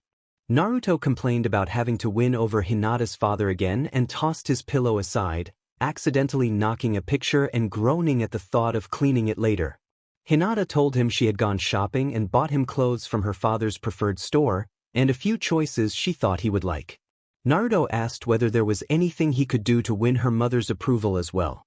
Hinata replied that her mother already liked him almost as much as she did and suggested that flowers might help her father warm up to him faster. They agreed to stop by a flower shop on the way. Naruto showered and dressed in the clothes Hinata had bought. Hinata's mother smiled and asked them to tell her all about their lives before the war, and Naruto and Hinata understood that she meant the life they had lived before everything that had been lost. She wanted to hear about when they were happy and still foolish teenagers who lived in a quieter time compared to the brutality of the war they had endured. Hinata did most of the talking, and when Naruto spoke he mostly praised Hinata. He was content listening to Hinata talk with her parents, and he rested his head on her lap, pressed lightly against her stomach where the baby moved. Naruto did not mind. He was simply happy to be near the love of his life. Hinata played with Naruto's hair, thrilled to be with her parents whom she deeply missed. They were all listening to her father when a movement stirred in Hinata's belly. Naruto sprang up from her lap, narrowly avoiding her head, and grinned. Naruto asked if she had felt it, and Hinata nodded. They both giggled like the girls back in the academy whenever Sasuke drew their attention. Naruto placed a hand on Hinata's stomach. Their sudden excitement drew curious looks from Hinata's parents. Hinata explained that their baby had kicked. Her mother broke into a huge grin and hurried over, while Hayashi smiled slightly and calmly joined them. They gathered around Hinata, each placing a hand on her belly in anticipation. After a few seconds the baby kicked again, and Hinata, her mother, and Naruto squealed with joy, while Hayashi's face brightened. Hinata's mother asked if they had discovered the baby's gender yet. Hinata answered that the reveal party was that Sunday. They had scheduled it soon because Naruto kept nearly revealing the secret. Naruto tried to explain that he was just too excited, and Hinata covered his mouth to stop him from spoiling it. They decided it was time to leave. Hinata thanked her parents and led Naruto toward the door, with Naruto muffling protests through her hand but waving as they left. Hinata's mother commented that she liked Naruto and thought he seemed like a good man.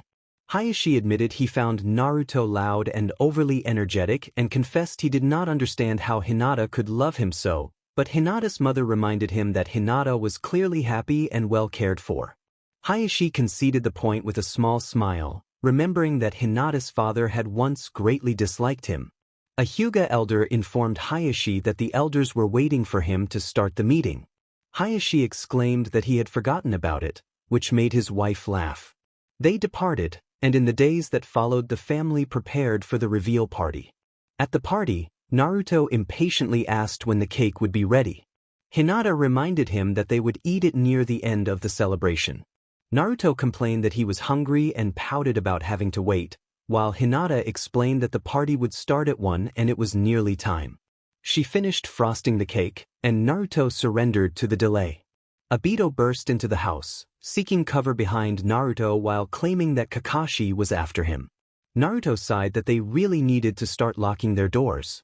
Kushina scolded Obito for barging in, while Obito insisted Kakashi was trying to attack him.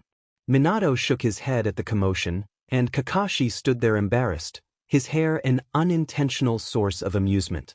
Rin observed that Obito had brought this on himself. Obito grumbled and Naruto laughed at Kakashi's hair, quickly trying to hide it after Hinata shot him a glare. He secretly gave Obito a congratulatory high five. Hinata asked why Obito was behaving that way, and he shrugged that it was his way of saying he thought the baby would be a girl. Naruto snorted and then covered it with a cough. Naruto thought that if Obito had not been led astray by darker paths, they would have pulled many pranks together and likely gotten along very well. Hinata's mother tried to hide her laughter at Kakashi's unusual hair color as she pointed out that the front door had been open when they arrived. Hayashi was unsure what to say, while Kakashi glared at Obito, who backed away terrified and bumped into a cabinet. The noise amused Kakashi. Hinata changed the subject and asked who was ready to eat. At the mention of food, Naruto and Kushina both grinned, especially when they discovered that ramen was among the options. After the meal, Obito yawned that he was stuffed. Kakashi muttered in disbelief. Obito teased Kakashi about the pink hair, which made Kakashi stand and glare. Obito jumped up and stumbled, tripping over his feet. In his attempt to catch himself, he placed a hand on the countertop and accidentally smudged the cake. Obito triumphantly showed a smear of pink cake in the white frosting, confirming his guess that they were having a girl. Rin smiled at the reveal. Naruto laughed and Minato asked if they had chosen a name. Hinata said they had been considering one name for a while but remained open to other possibilities. Hinata's mother leaned forward with excitement, and Hinata told them the name they liked, Himawari, which meant sunflower. Hinata's mother complimented it as a lovely name. Obito, embarrassed, asked where the bathroom was to clean himself off. Naruto pointed him down the hall to the left, and Obito hurried away. Kakashi went after him, saying he intended to get his revenge in a playful manner. Minato smirked and reminded Kakashi to be helpful. Kakashi reminded himself to tidy up the prank aftermath and prepare for his playful revenge. Hinata reminded them that she did not want to clean up their mess. Kakashi nodded and entered the bathroom, followed by what Obito would later describe as a very manly scream. The screaming stopped abruptly, then coughing could be heard. After a few moments of silence and the sound of struggling, Obito burst into the dining room drenched in water and coughing violently. Kakashi walked calmly after him as if nothing had happened. Obito begged for help. Naruto shrugged and told him he had to deal with it himself. Obito complained that Naruto had thought the prank was funny, and Naruto admitted it had been, then laughed as he recalled how he used to play pranks and how Iruka-sensei had been the only one to catch him, forcing him to spend hours cleaning up the aftermath. Obito asked if Naruto could teach him, and Naruto suggested that maybe he could. Hinata slapped Naruto's arm, but she relented and allowed a small prank to be taught, giving in with a softened expression. Hayashi, with poorly hidden disgust, remarked that pranksters were not to his taste. He had put up with a lot that day to avoid upsetting his wife, but he truly disliked pranksters. He told himself that as long as his wife was happy, he would tolerate it. Naruto announced that they should watch and learn. He explained that this was something he had wanted to try since the academy but had never had the chance until later in life, and that his constant battles had kept him from focusing on such mischief before. Obito asked what they were doing. Naruto grinned and revealed the plan to prank the Nara family. Obito pointed out that the Nara were known for their intelligence and were usually unprankable. Naruto explained that one of his best friends had been a Nara and the smartest of them, so he had learned how to prank geniuses. He boasted about his own skill with pranks and getting away with them. When Obito asked what they were going to do, Naruto only smiled, ruffled Obito's hair, made a hand sign, and vanished. Naruto called down from below, instructing Obito to lie on the ground. Obito did and saw Naruto as an ant. Obito asked why Naruto had turned into an ant. Naruto admitted he might be overcautious, saying he had been planning this since the academy and did not want to take risks. This was the watching part of the training, he explained, and afterward they would try something easier. He warned Obito that he was in the splash zone and should move to higher ground to see all the Nara houses. Naruto grinned before running off much faster than an ant or a human normally could. Obito followed Naruto's instructions and waited. Naruto reappeared beside him in his normal form. Just in time for a loud bang. The entire Nara residence was instantly covered in a thick mixture of paint, glue, glitter, and confetti in a riot of colors. Obito wondered if it was paint, noting that it did not behave like ordinary paint. Naruto explained that it was a mixture of paint and a very strong glue, and he looked proudly at the result, admitting it would be difficult to remove. Obito laughed so hard he nearly fell from the tree he was on and then tumbled down, still laughing.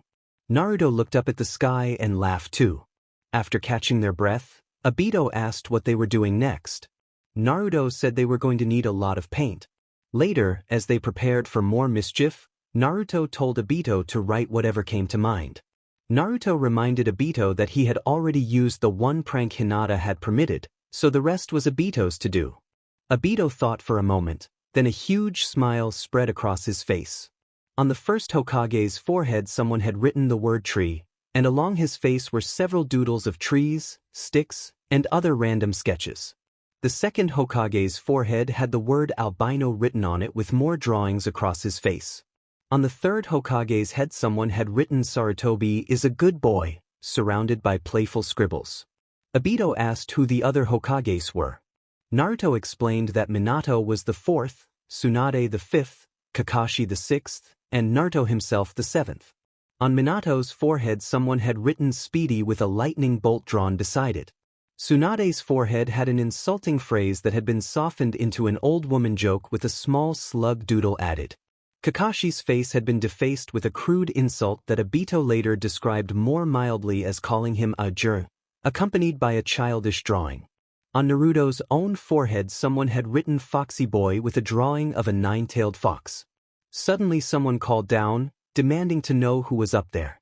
Naruto declared they were done, disguised himself to look like the first person who came to his mind, and transformed into what he imagined Temari and Shikamaru's son would look like as a teenager. Unfortunately, he had not lived long enough to reach 1 year. Not many babies survived the environment they were born into. Obito asked how they could get away, and Naruto ran with Obito close behind. Obito noted that Naruto claimed to be good at not getting caught, and Naruto responded that he was the best at it, though Iruka had found him often because Iruka knew him so well. Naruto said that Iruka had been one of the first people to see him as himself rather than a monster, like an older brother, and that he had even asked Iruka to attend his wedding as his father. When Obito asked about Minato, Naruto revealed that Minato and Kushina had died the day he was born and said it had been painful. He declined to go into the details. They shared a few more light moments and then went their separate ways. Naruto was often overprotective of Hinata, and she reminded him that she was fine and did not need him hovering over her. She insisted that he should spend the evening with their fathers, enjoy a boys' night, and trust that both she and the baby would be all right. Hinata kissed his cheek and told him she loved him. Naruto returned her affection and left with a grin. Naruto, Hayashi, and Minato met at a restaurant called Narahina, chosen because the name sounded like a blend of Naruto and Hinata. The place was wild and messy, not quite their style. The food was surprisingly good, but the attention from other patrons made all three uncomfortable. Several women stared openly, and 3 of them kept trying to show off their wedding rings in an awkward attempt to impress. Uncomfortable with the attention, the 3 men left their payment on the table and hurried out. Minato shuddered and Hayashi grimaced at the memory of the encounter, while Naruto glanced back with lingering unease. A sudden commotion drew their attention. A woman angrily confronted a man and struck him with a forceful blow. The man staggered, and they watched in concern until they recognized him. Minato sighed with resignation upon seeing who it was. Their former sensei Jiraiya stood there, looking battered but oddly untroubled, his injury quickly fading as if it had never happened. Jiraiya explained that he had been looking at the nearby patrons, and the men asked what brought him there. He noticed Naruto and, having seen Naruto's name on his toad contract scroll, had returned to investigate, intending to visit Kushina but finding Naruto first. Naruto felt embarrassed and unsure how Jiraiya had learned his name. Kurama, speaking to Naruto in his mind, teased him about how smooth he was and reminded Naruto that dealing with his human emotions had been a long burden. Naruto responded inwardly with irritation and told the fox to let him be. He stuck out his tongue at the fox and accidentally did so in front of the others, earning odd looks. He apologized and explained that Kurama had been teasing him. Jiraiya had noticed the new name on his scroll and, knowing the Uzumaki name, had come to see what was happening. He asked Naruto why his name had appeared, but Naruto hedged and said it was complicated and that he had already told too many people. Jiraiya accepted that answer. He trusted Minato, and Minato vouched that Naruto was trustworthy. Minato smiled proudly and noted that he had spent around 9 months with him and that he was a good man. Naruto looked very happy. Hayashi agreed with Minato. Jiraiya laughed and said that, although they usually disagreed, he had one question to ask. Jiraiya asked whether he was still incredibly handsome in the future, prompting shocked expressions. Naruto stuttered that he did not understand how Jiraiya knew.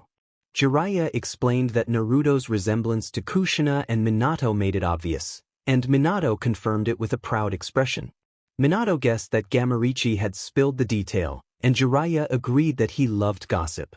Naruto groaned and asked if everyone knew that he and Hinata were from the future. Jiraiya asked who Hinata was. Minato covered Naruto's mouth briefly, and Hayashi explained that Hinata was Naruto's daughter from the future and his wife. Minato warned the others not to get Naruto started, because once he began talking about Hinata it was nearly impossible to stop him. Everyone was a little buzzed, feeling the effects of alcohol without being overly drunk. Kushina arrived, sweaty and out of breath, and looked panicked. Naruto recognized her as his mother and immediately asked where Hinata was and whether she was okay. Kushina explained that Hinata's water had broken and she was in labor. Naruto panicked at the news because they still had 3 weeks until the due date and they were not ready. Kushina's voice grew calm as she told Naruto that Hinata needed him now. She was giving birth to his child and needed his support. Naruto agreed and bolted for the hospital, running unsteadily from the alcohol. Kushina asked how much they had been drinking. Minato tried to defend himself, but Naruto's appearance said otherwise. Kushina tossed a bottle of water to Naruto. He caught it awkwardly and dropped to the ground. Kurama laughed and taunted him, and Naruto glared and replied that he hated the fox. Hayashi and Minato laughed, and Kushina snorted before helping Naruto to his feet and making him drink the water. Hayashi then asked Jiraiya if he would join them, and Jiraiya said he would after all, who would pass up the miracle of life. Jiraiya found the birthing process unpleasant and was grateful to be asked to leave the DLVI room once labor intensified. Naruto felt panicked, excited, and wary. He considered using a shadow clone to help Hinata but chose not to, wanting to be present for the DLVI in person. The doctor announced that Hinata had just given birth to a healthy baby girl, then added that there was another child. Naruto and Hinata looked surprised. The doctor said there was also a son and asked whether their previous doctor had told them. Naruto protested that no one had told them. Hinata groaned and cried. A few more pushes brought a boy into the world, but he did not cry. Hinata's strength faded and she slipped toward unconsciousness. Naruto shouted that something was wrong and called for help. A nurse named Bethany rushed in and told him he had to leave so the staff could work. Naruto, terrified and unable to resist, was ushered from the room. In the waiting area, Naruto sat with his family, Jiraiya, Kakashi, Rin, and Obito. He could not focus on their questions. He slid down a wall, curled into a ball, and covered his ears as memories from his nightmares flooded back scenes of Hinata in danger and, in some versions, her dying. The memories looped in his mind and he could not stop the tears or the worry for his wife and newborn son. Everyone recognized how much Hinata meant to Naruto and gave him space, understanding the weight of what he was facing. 2 agonizingly slow hours later, a doctor emerged with a blank expression. Naruto rose so quickly that dizziness threatened to overwhelm him, but he blinked away the blackness and went to meet the doctor. When he saw the doctor's face, his heart dropped although he did not want to accept what it meant. The doctor explained that their daughter was in perfect condition and as healthy as could be, their son was stable for the moment and they could discuss details later, and that despite everything they had done, they had not been able to save Naruto's wife. He apologized and said they had done all they could. Naruto protested that she could not be gone. His eyes were surprisingly dry, likely from shock. The doctor went on to say that Hinata's heart had been too weak. Naruto insisted that Hinata was the strongest person he knew, that she had survived so much, and that she was only 21 and had not yet met their children. He sounded broken. The doctor offered them the chance to see her, and Naruto nodded. The doctor led everyone to the room where Hinata lay. Rin had meant to be there for Naruto, but when she saw Hinata she gasped and fled in tears, followed by Obito a few moments later. Hayashi's wife clung to her husband and sobbed into his chest, and Hayashi turned away. Kushina and Minato held each other's hands as silent tears fell. Kakashi looked down and hid his own grief. Jiraiya wore a solemn expression. He had not known Hinata well, but from everyone's reaction she had been a remarkable person. Naruto, however, was the most devastated. Hinata's features were peaceful and still, almost as if she were only asleep. Naruto hesitated before touching her hand because of the coldness, then reached for it again and broke down completely. He felt as if gravity had multiplied and crumpled to the floor, crying more fiercely than he ever had before. He thought of the vows he had broken by outliving her, of his promise to love and cherish her until death, and of how certain he still was that his love would not end. He raged at the cruelty of the situation. He had believed she was safe, had imagined a future with her after protecting Rin, and now all of that belonged only to the past. He had no idea how to go on. After a time, Naruto rose with the support of Hinata's bed. He needed to check on his son and meet his daughter. He walked out of the room without looking back, knowing it would only hurt. A nurse asked which patient he was trying to see. Naruto said he wanted to see his son and his daughter, The daughter had been named Himawari and he had not named the son yet because they had not known they were having twins. The nurse offered to take him to see Himawari but said she would need to consult the doctor about the boy. She led them to the observation area behind a glass partition and left to speak with the doctor in charge. Naruto searched for Himawari but could not find her, and panic rose again. Minato and Kushina hurried to his side and asked what was wrong. Naruto told them he could not see his daughter and that he could not lose her too. The nurse returned and explained that she had taken them to the wrong area. Himawari was currently next to her brother as part of a technique for helping sick infants. Placing an ill baby beside a healthy one often speeds recovery. The tests had been mostly successful and the approach had saved many lives. The nurse confirmed that Himawari was all right and that their son, Boruto, was improving and looked likely to pull through. They asked to see the babies, and the nurse led them after they put on gloves and masks. Himawari lay asleep next to Boruto, who looked fragile. The nurse advised that holding them could help, but that whenever the babies were separated they tended to cry until they were reunited. Naruto gently picked up Boruto, unable to lift both children at once. Boruto began to cry when removed from his sister, and the sound woke Himawari, who began to cry as well. Kushina took Himawari in an attempt to soothe her, but the crying continued until Naruto and Kushina stood close together so the siblings could see one another. It made them stop crying. Naruto observed that they were already taking care of each other and smiled down at the pair, finding a new reason to keep going. Naruto sat up on the couch where he had been sleeping and glared at another sleepless night. Between grieving for Hinata and tending to the two little ones in the other room, he had gotten little to no rest since bringing his children home a week earlier.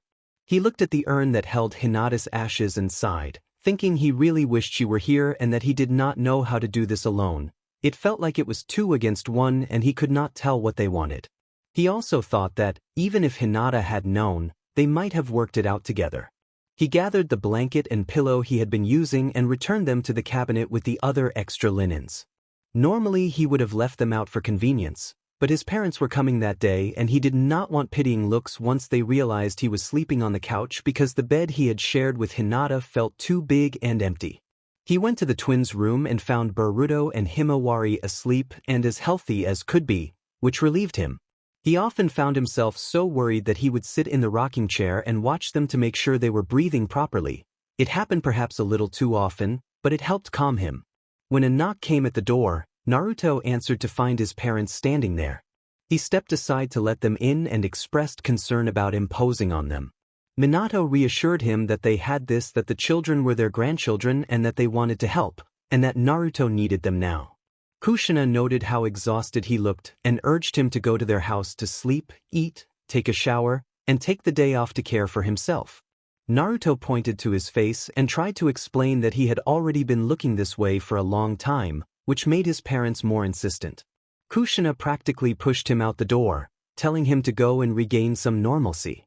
Naruto laughed, waved as he walked away, and thanked them. Shortly after Naruto left, the twins began to cry as if they had sensed their father leaving them. Kushina took that as their cue and went to the nursery, lifting Boruto while Minato picked up Himawari. They fed the babies, but the crying continued. They patted backs and gently bounced them, but the crying continued. They changed diapers, played peekaboo, and rocked the cribs back and forth, trying everything they could think of, yet the crying persisted.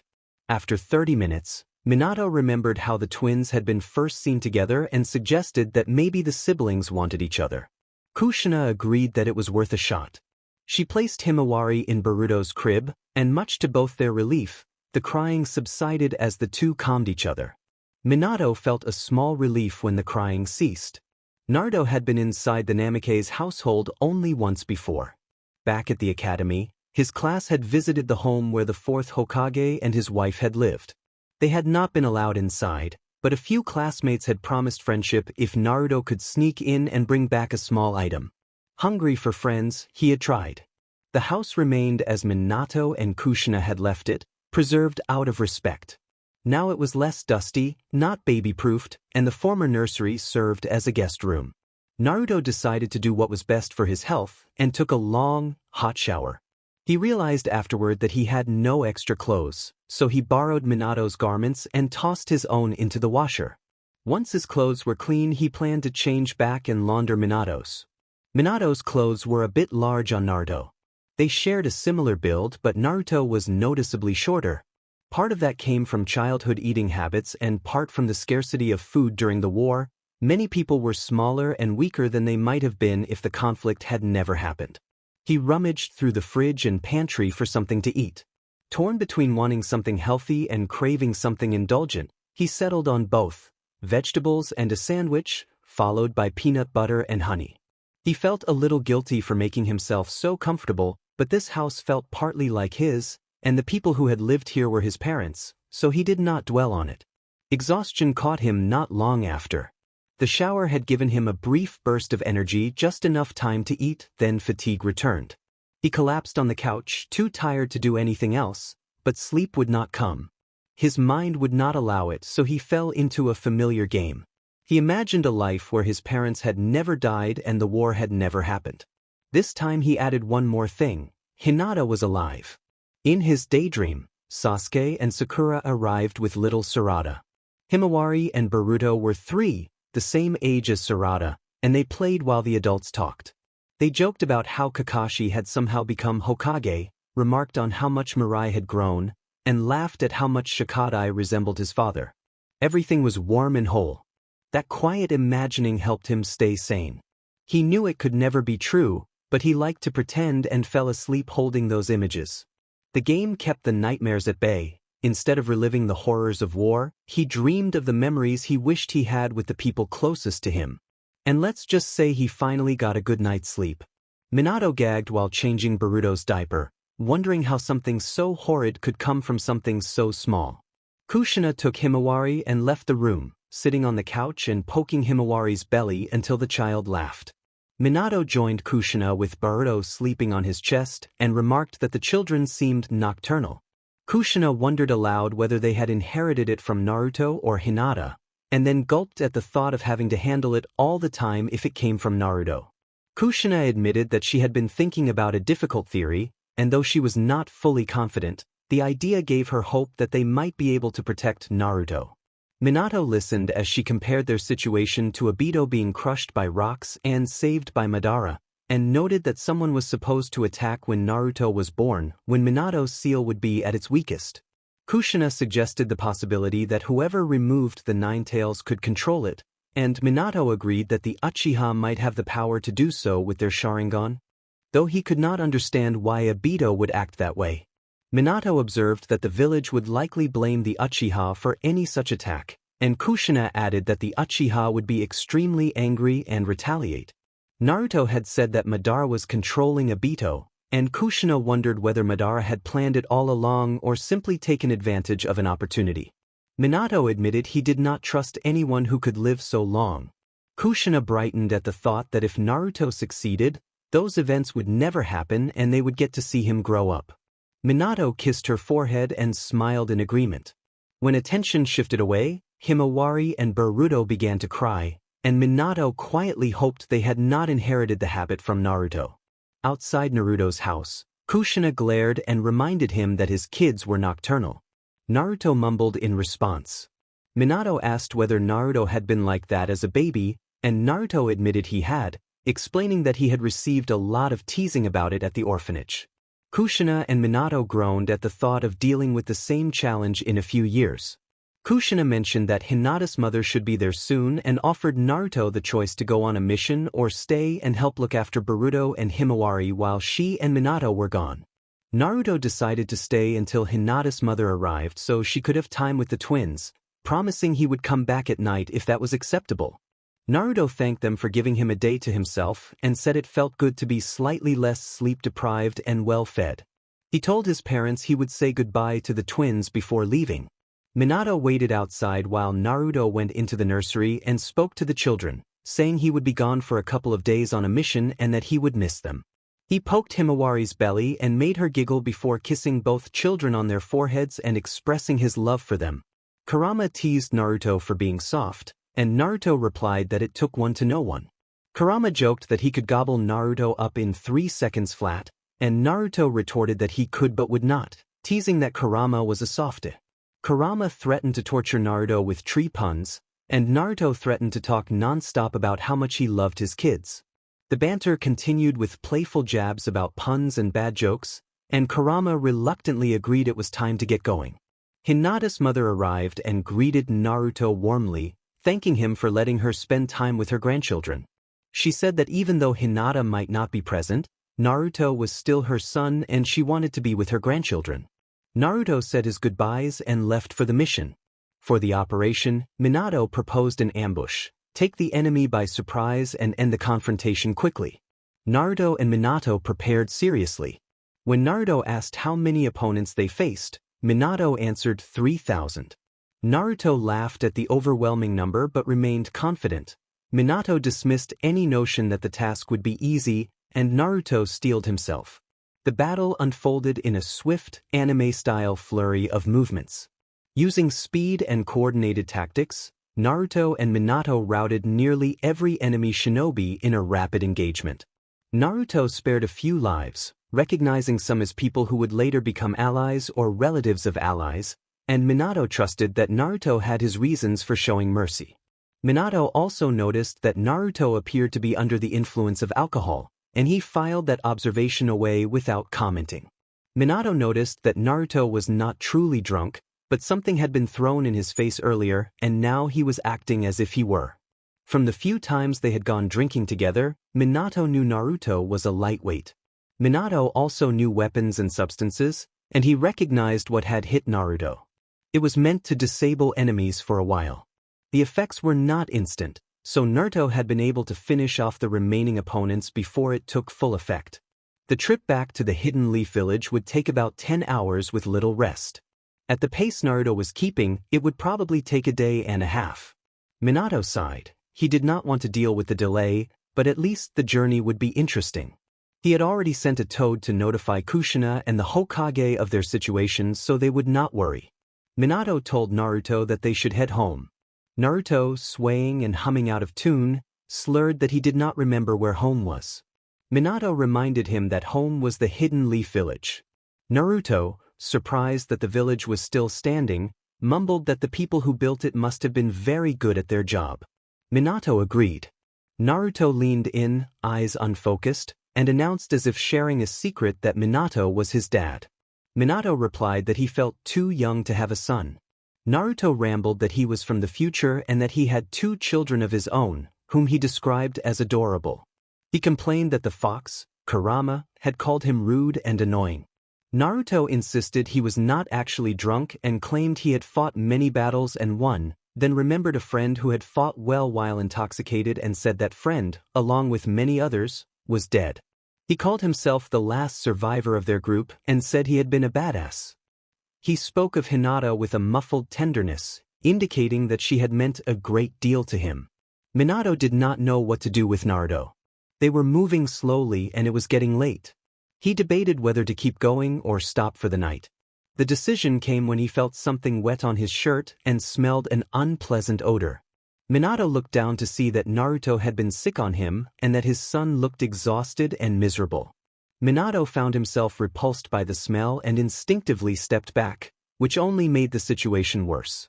Both of them became a complete mess until Minato managed to pull himself together, strip down to his boxers, and wash his clothes. After a while he found the courage to do the same for Naruto and wash both of their garments. Minato thought this had been the worst mission ever. Kushina later asked Naruto why he seemed so worried and told him she had noticed his paranoia all week. Naruto explained that he did not know when Rin was supposed to be kidnapped. It could be any day around this time. He had not been given an exact date, so he had been keeping careful watch for the whole week. Naruto had clones and summons following Rin, sent people to the border to watch for suspicious activity, and had agents tailing Madara in case anyone tried to go after Obito again. He said he had covered any and all possibilities to be safe. He admitted to being paranoid but insisted he could not risk not being. Naruto rubbed at his tired eyes. Minato asked when he had last slept. Naruto said he had lost track after several sleepless days. Kushina scolded him for needing rest. Naruto replied that his nightmares had been getting worse since Hinata had died. Before her death, the nightmares had been less severe. Minato thought back to his own experiences with Naruto's nightmares. On one mission, Naruto had screamed during the night while Minato kept watch. Minato called Naruto's name and tried to wake him, but Naruto had reacted violently and knocked Minato into a tree. That was when Minato learned not to shake Naruto awake. On another occasion, Minato had brought food from Kushina and, upon hearing a scream, had broken down an unlocked door to check on Naruto. He saw Naruto still asleep but clearly terrified and in pain. Remembering the last lesson, Minato kept his distance and tried to wake him without touching him. When yelling only seemed to make things worse, Minato found that throwing a paper ball succeeded in rousing Naruto. Naruto had curled into himself and muttered apologies, blaming himself for not saving others. On one occasion he had kept repeating that he should have saved Konohamaru and that it was his fault Konohamaru was dead. He had said Konohamaru would have been Hokage someday. The last time Minato had witnessed the aftermath of a nightmare, Naruto had rolled out of bed and been on the floor, crying and calling for teacher Kakashi. He had said he had let Kakashi down, that he had failed him, and that he had failed Sasuke, who had sacrificed himself. Naruto had said he could not live up to the expectations handed to him and blamed himself for everyone's deaths. Minato risked another blow to try to comfort his son. He knelt beside Naruto and placed a gentle hand on his back. Naruto flinched but then sobbed again and asked whether he was dead, whether his suffering was finally over. Minato stayed with him until he calmed down. Minato worried for Naruto's sleep and sanity, but he also knew his son's determination to protect others and to anticipate danger. He resolved to keep watching and to do what he could to prevent the tragedies Naruto feared. Naruto said that he would finally be able to see everyone and apologize. Minato's heart broke when his son buried his face in his chest, and Minato began to cry. Kushina smiled and told Naruto that they could help him and that he did not have to carry the burden alone. Minato added that Naruto could move in with them. Naruto expressed reluctance because he did not want to be a bother, and Kushina reassured him that their house was big enough for all of them and that they loved him and the twins. Minato hugged Naruto and promised they would help with his mental health and watch over him. Naruto thanked them through his tears, and they exchanged words of love. Naruto knew it was going to be a rotten day from the moment he woke up. He had been jolted awake by a nightmare, which was not unusual, and both Boruto and Himawari were sick while he was beginning to feel unwell himself. The day only got worse. Around noon, one of Naruto's clones disappeared and its memories merged with his own. He rushed to the front gate and found someone who appeared suspicious only to him because of information no one else had. To everyone else, the person looked like Jiraiya returning slightly injured from a solo mission, but Naruto remembered a large scar across Jiraiya's thigh from a mission that had delayed him before. That detail made Naruto certain there was more to the situation. Naruto considered what Madara might try now that he had been unable to retrieve Obito. He imagined Madara might target Rin and attempt to harm her in front of Obito, though he was not certain how. Years of vigilance and strategy with Shikamaru had made Naruto an excellent planner. Naruto already had a plan for this exact scenario. He needed one more person, a Yamanaka. He sent a clone to retrieve Inoichi and explain the situation, knowing it should not be difficult because Inoichi already knew Naruto was from the future. Naruto continued to tail the imposter carefully, changing his appearance and keeping the man in his peripheral vision so he would not appear overly focused. Jiraiya's look made him easy to follow with his long white hair and bright clothes. When Inoichi arrived, Naruto explained that he needed Inoichi to plant an image in the imposter's mind and give a specific command, but only after Naruto placed a seal. Inoichi asked what image to place, what order to give, and what the seal would do. Naruto explained that the seal would make the man more receptive to suggestions and compel him to carry out the instruction. After the order was completed, the seal would trigger a powerful detonation intended to destroy the base Madara occupied and everything inside it. Naruto then described Madara's base in detail and specified that the order must be to enter the base, with the explosion sufficient to obliterate the facility. The plan moved into place when Ichiraku came into view. It was where Rin, Obito, and Kakashi were eating. Naruto refused to allow the imposter near them. He stepped in front of the man and held him to prevent a fight in the village. Naruto was not in good health and was coming down with the flu, which limited how tightly he could restrain the enemy. The imposter managed to administer a fast-acting serum when placing the seal, and Naruto felt it burn inside him. He did not release his hold until Inoichi completed his part. Naruto collapsed as his appearance began to revert to normal. The sound of his fall caught the attention of Rin, Obito, and Kakashi, who rushed to him as he began coughing violently. Inoichi told Rin to fetch Minato and Kushina, but Naruto mumbled that the twins were sick and their parents were already taking care of them, urging that his parents not be informed. Naruto wanted them there but also did not want to worry them. He recognized the serum for what it was. He had seen comrades fall to that poison before. He also knew everyone who was unfortunate enough to get it always died, and there was no cure. Kurama growled that he hated all humans. Naruto smirked and reminded him that he knew Kurama loved him. Kurama admitted that he currently hated Naruto because humans could spend lifetimes being hated, then one little person would appear and change his mind, only to leave him. Naruto thought to himself that he had always been destined to die sooner or later and that, this time, it was sooner. Kurama pointed out that he had only had 21 years with Naruto and only 5 of them as a true friend, which was not enough time for a human, and that within a week Naruto would be gone. Naruto said he would miss Hinata, Himawari, and Boruto, but that at least he would be with Hinata again and that he was not afraid. Kurama confessed that he was afraid. Naruto expressed surprise that Kurama cared so much. Kurama muttered an insult and Naruto returned it with a playful jab. Naruto asked Kurama a question about what Kurama wanted him to do with the beast before he died. Naruto asked whether Kurama wanted to remain sealed inside him until he died, or to be released somewhere peaceful and undisturbed. Kurama said that he wanted to be sealed inside one of Naruto's children. Naruto reacted with shock and asked if Kurama was serious. Kurama said he was. Naruto remembered that Kurama had once hated being sealed, but that over time he had come to enjoy Naruto's company and had found roaming alone lonely. Kurama added that becoming the host of a tailed beast was a huge burden and that he would understand if Naruto refused. Naruto agreed to seal Kurama into one of his children, reasoning that Kurama would be able to care for them and tell them who their parents were if no one else did. He wanted his children to know where they came from and to live better lives than he had. Naruto reached out for a fist bump to seal the promise, and Kurama returned it. A doctor entered Naruto's hospital room looking displeased and said that they had found out what was wrong. Naruto tried to act as if he did not already know. The doctor explained that Naruto had come into contact with a rare disease that was not contagious but progressed very quickly and was extremely deadly. When Naruto asked if there was a cure, the doctor said there was none. When Naruto asked how long he had to live, the doctor said a week if he was lucky. The doctor recommended that Naruto tell someone close to him because he would be in a great deal of pain until the end.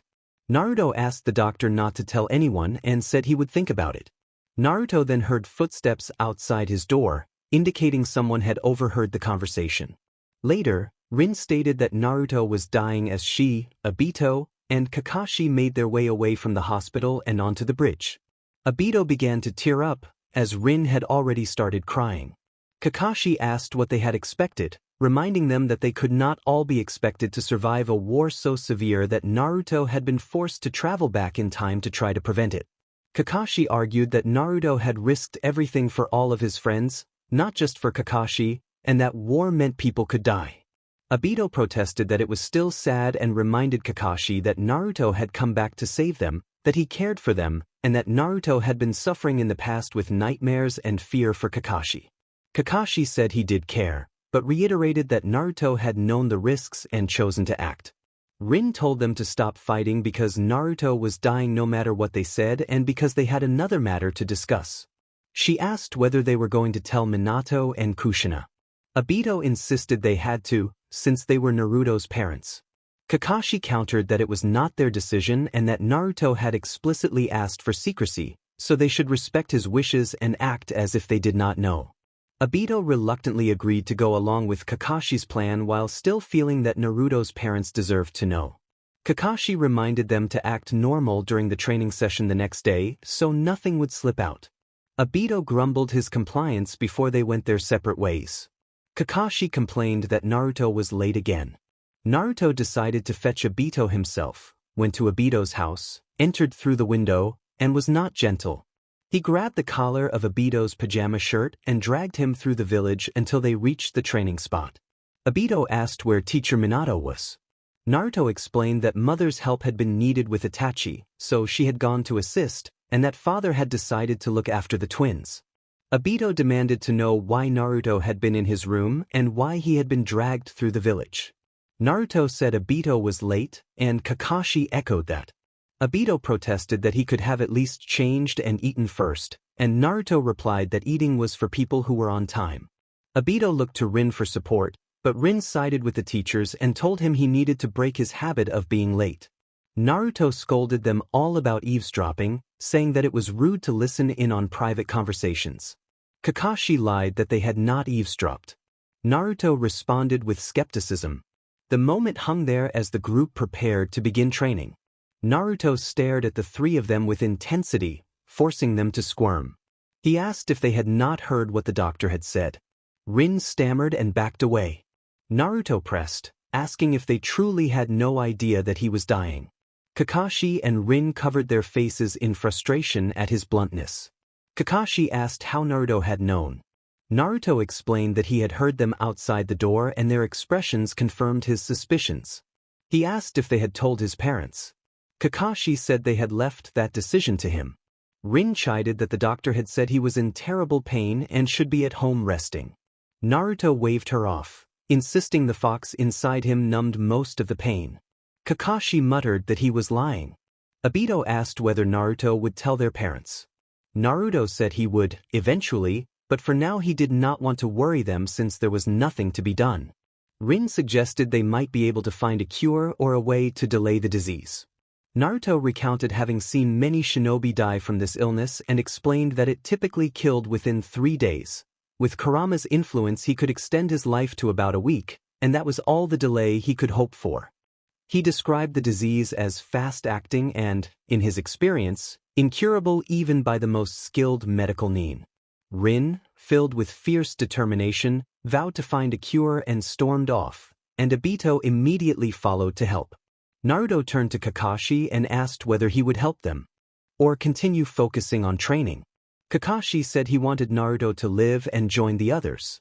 Naruto slid to the ground, feeling defeated.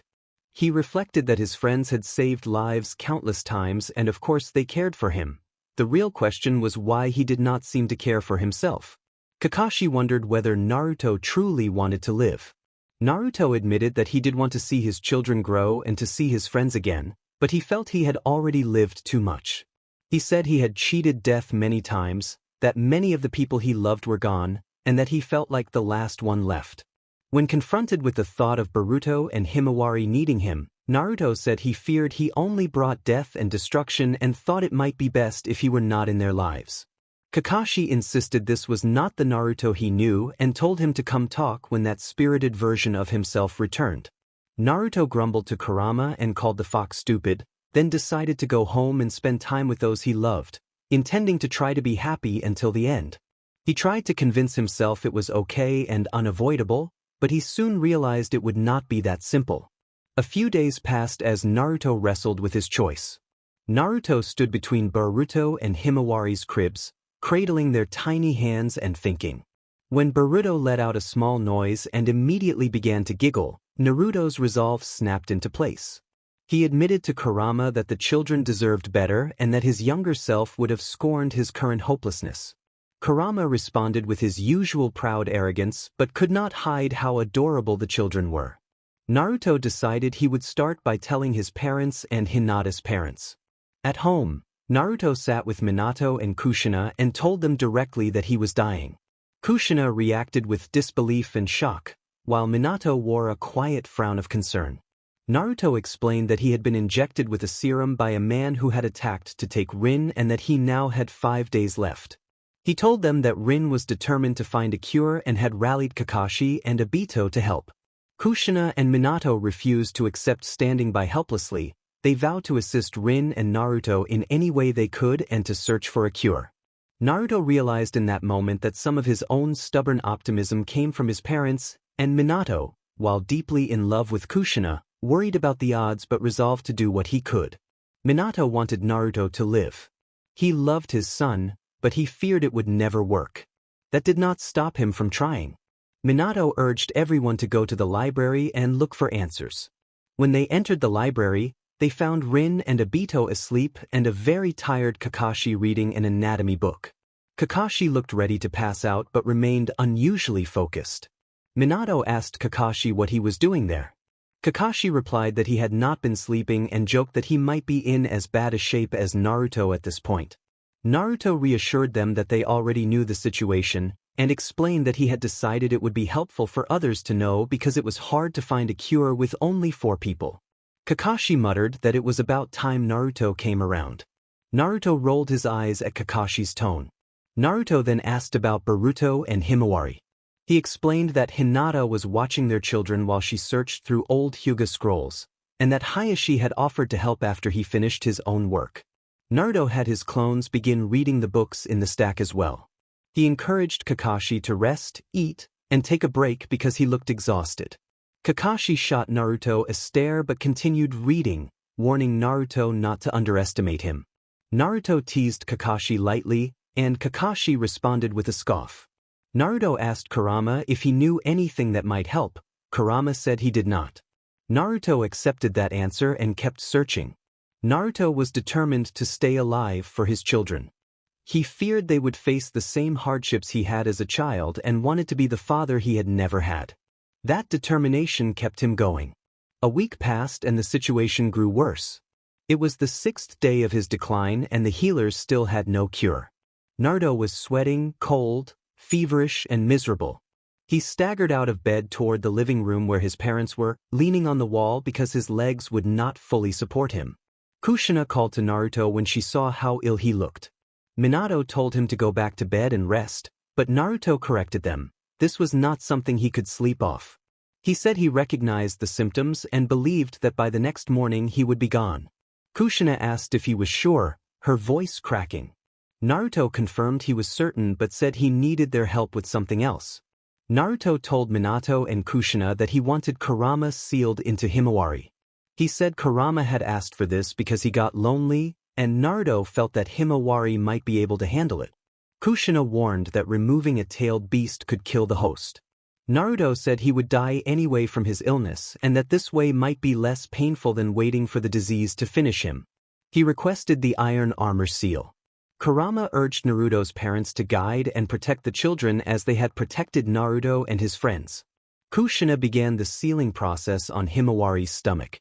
The parents started quietly, then broke into sobs as the ritual continued, and Minato soon joined in. It devastated them to take such an action in the hope of saving everyone else.